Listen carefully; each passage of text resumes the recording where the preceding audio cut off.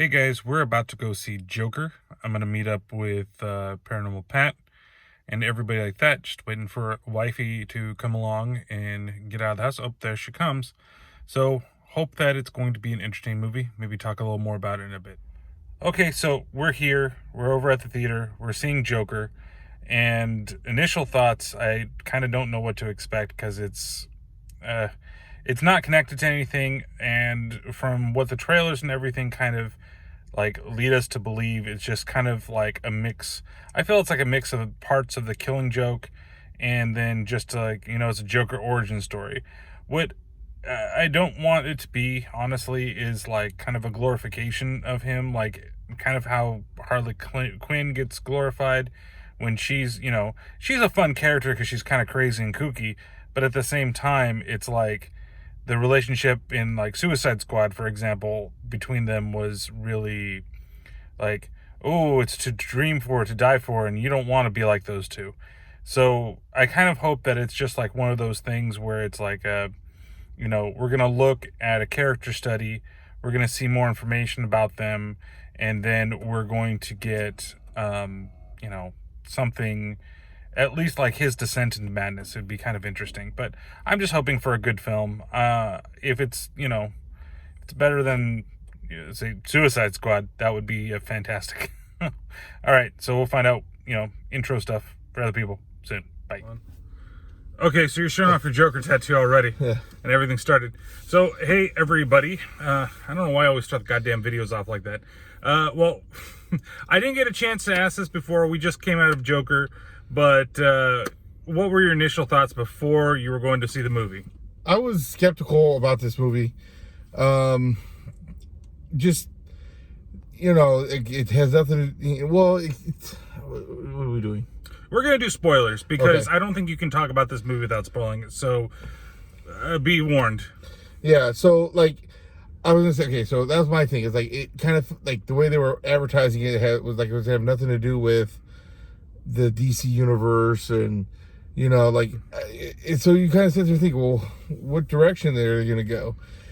And honestly, you had a little bit more to deal with the DC universe than they advertised. True. You know what I felt like I was lied to?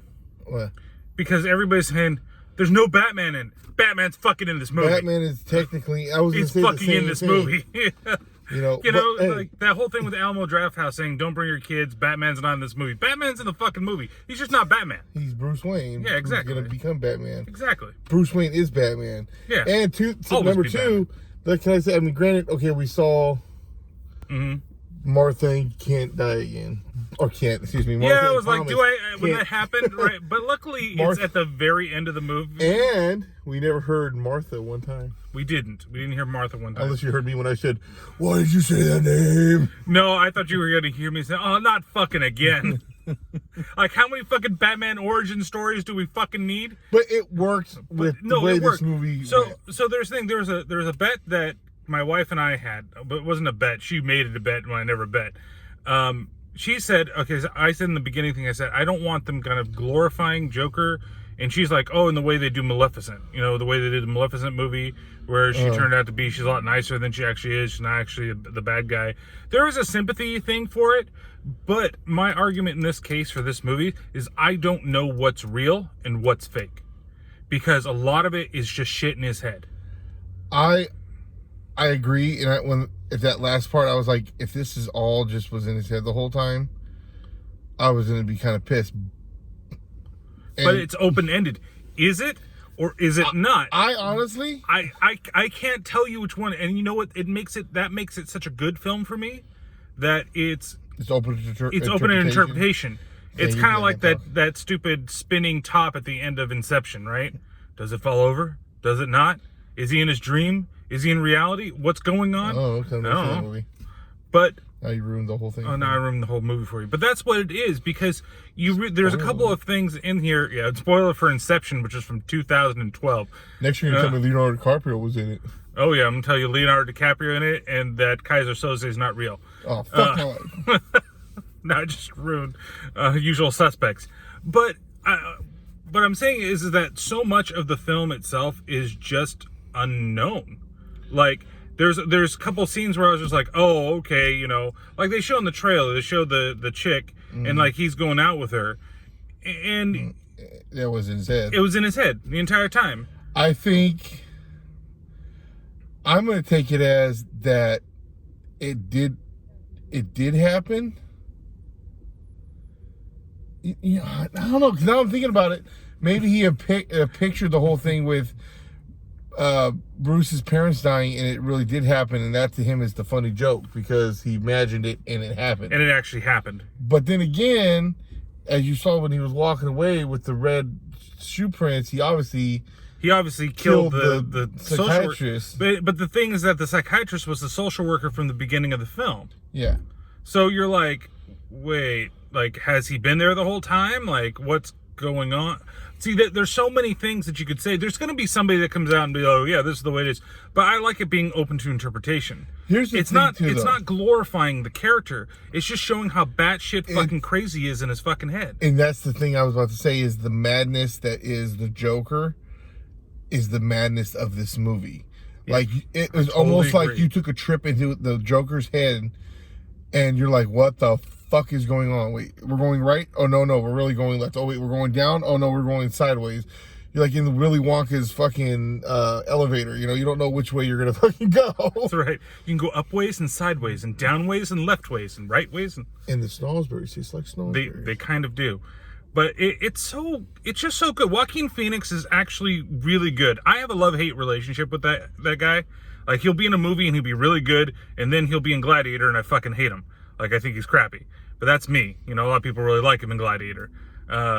But here, I think he's fantastic. I think that it's a different interpretation, again, of the Joker.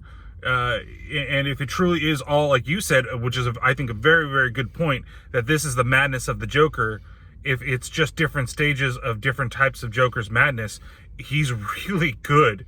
There's that scene that they do where he's pretending to enter into the talk show that Robert De Niro has, Murray, whatever his name is. And, like, that scene is just, like, beautiful. Like, the way that he times everything, how he does the twirl, how he gets down, he sits there, because he's gonna do the other big joke for the whole thing. It's really well done. And the girl next to me, she's all, wow, he's a really good actor. I was just like, but you ever seen the Gladiator, bitch? Oh, yeah. Or the other movie that sucked. But no, he's really good. It's a really good character study of this crazy, like, I don't think, like, there was Spider-Man Far From Home. I said that scenes with Mysterio, when Mysterio was actually using his powers, was probably one of the best representations of seeing that. Like, everything I wanted to see was there. It's not I wouldn't say the best representation of the Joker, but of his psyche. You fucking nailed that when you said that. Yeah. That is exactly what this film is. If I could be in the Joker's head for an hour and a half, and I'm surprised that it's only really about an hour and a half long, maybe an hour and 40 minutes. It felt longer, but not in a bad way. But not in a bad way. And because I looked at my watch or the clock when it ended, and we saw the movie's supposed to start at 9. You get about 30, 40 minutes of previews, and the movie ended. 2 war movies coming out at the same time. Ooh. Well, one's the King's Man. No, yeah. That's right. That's right. It was. So, but it's still you get Man. you get it ended at like 11:20. Yeah. So let's say it started at 9:30, 9:40. That's a decent length movie, but it does feel long. Like, the ending was, I think, a little dragging, like as it was keep going, but then it ended so great. I love that scene of him running down the hallway with the red footsteps going down, and then the guy chasing him, and it fades just as the end.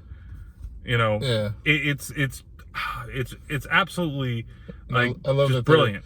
They were at the theater seeing the Gay Blade. I know. That's how you die. That's the last thing you see before you die is Zorro the Gay Blade. It's better than going to which it is, what's his name? I laughed George Hamilton? Yeah. I laughed when I saw that. Hamilton. I laughed when I saw that.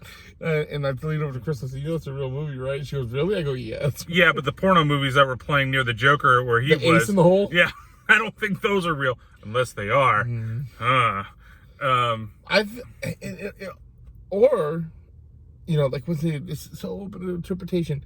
Could this have been everything happened up to the riot scene, and he was just telling the story of how he went to San? I mean, it's like there's so many different ways. Is it the point where he figures out that his mom's a lying bitch?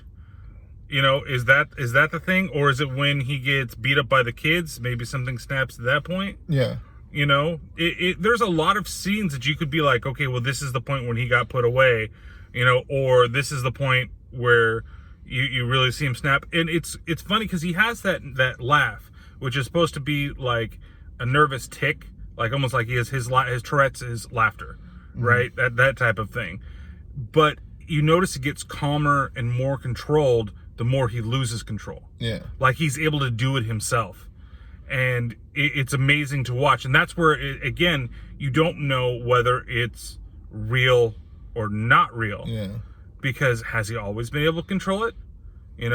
Like, is it just something like, he's just like, oh, I did that as a coping mechanism, but in reality, that's because I want to give into it? Who knows? I gotta say, in that scene too, when he's standing on top of the cop car, and he just moves the blood, that was and it great. turned into the smile of the Joker, and it was like just perfect. Oh man, that was great. And like I said, I didn't have too much high expectations for this movie. I was like, it's about the fucking Joker. Of course, I'm gonna go see it. But I was really iffy about the whole thing because the way they were advertising it, and yeah, I really enjoyed this movie. It was like I said, I don't think it's necessarily like glamorizing the Joker or glamorizing the violence. I think it really is a character study. And for this to be a comic book movie, it's odd because of the way that it was done. In my feeling, like this may not have ever been a comic book movie. This could be something else, and you're just applying it to the Joker. Yeah. But it works so well for that character because that character is really kind of like one of the most diverse villains that you'll ever see. Yeah. So it's great that it exists, and it's a fucking win-win-win for DC. I agree. So Patrick, what would you give the film? I'm gonna go 4 out of 5 smothered mothers. Oh God, that's terrible. I'm gonna give it 5 out of 5 punches to the face by your supposed father. That whole little sequence too was great.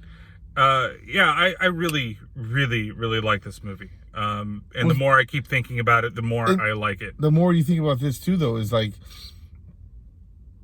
how relatable a lot of what he was going through is. Yeah, I'm not saying that we're gonna go psycho and start blowing shit up, but it's just really, and that's like one of the things about the Joker, like his punchlines is just like, this is, everybody relates to me more than you, Batman. You just don't realize it. You know what I mean? Like, because everybody's just one step from possibly being the Joker, and it's that if you just let go, that little switch that we keep blocked not to flip. Yeah, and it, and some people. It flips. Yeah. No, there was one reviewer that I was reading because I read a couple little things beforehand. Like I knew I was going to see it based upon a lot of the more recent trailers. I'm like, I'm probably going to like this, but to what degree? But it does, even though it's based kind of in like, what'd you say, like the 70s? Yeah. 70s-ish. That it relates a lot to modern day with a lot of the stuff that they're going through and they're talking about. So it's a really well done film. If you like the character of the Joker, I think you get a lot more out of it than you would if you just don't know anything kind of about the Batman universe. The fact that it ties in so well was a surprise. Like, I know, it's a standalone Joker movie. It is, but it isn't at the same time. Like, they could expand upon this and it be an alternate universe Batman for whatever reason. Next summer, Penguin. Next summer, Penguin. If they do Penguin, though, they have to get, what's his name? Robin, I'm going to blank on his name. Lawrence Taylor or something like that. The guy. Lawrence Taylor? No, give him the ball, give him the ball, give him the ball. No, something like that. I know. Robin Lawrence Tyler or something. Robin Taylor Thomas? No! The guy who played Penguin in the Gotham series. I see. I never watched it, so good as the Penguin. Like I said, even though I didn't watch the final season, it's whatever. I ain't gonna win that. But anyways, it was like he showed up and you knew. Like the episodes were going to be good. Or that scene. The rest of that whole episode can suck, which they didn't really have any episodes like that. But as soon as he stepped on the scene, it was just like you knew something good was going to happen, and you knew you were going to be entertained.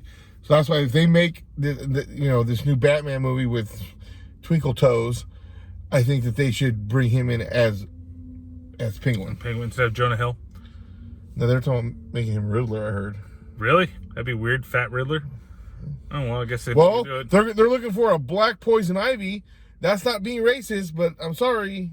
Oh. I'm starting the hashtag here. Hashtag Redheads Lives Matter. They replace Little Mermaid Redhead with a black actress. They're talking about replacing Poison Ivy, a redhead. Nothing hashtag to do with I'm race. taking it back. Nothing to do with race. I'm just saying, I would say the same thing was Mexican or Asian or whatever. The redhead actresses matter.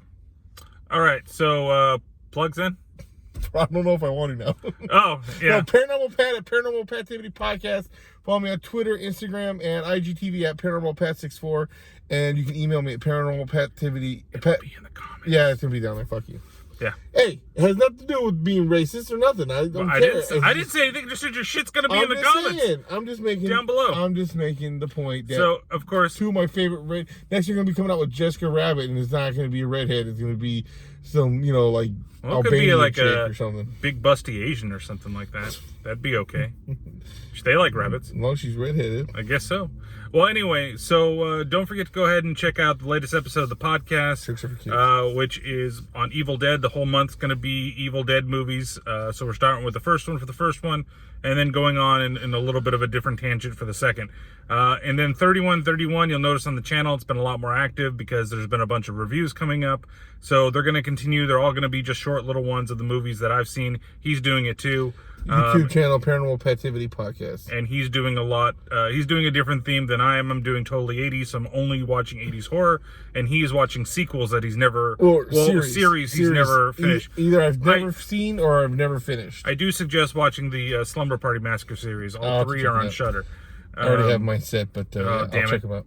But yeah, check them out.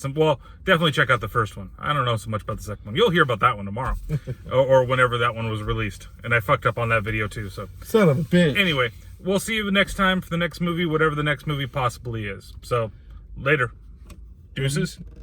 Deuces.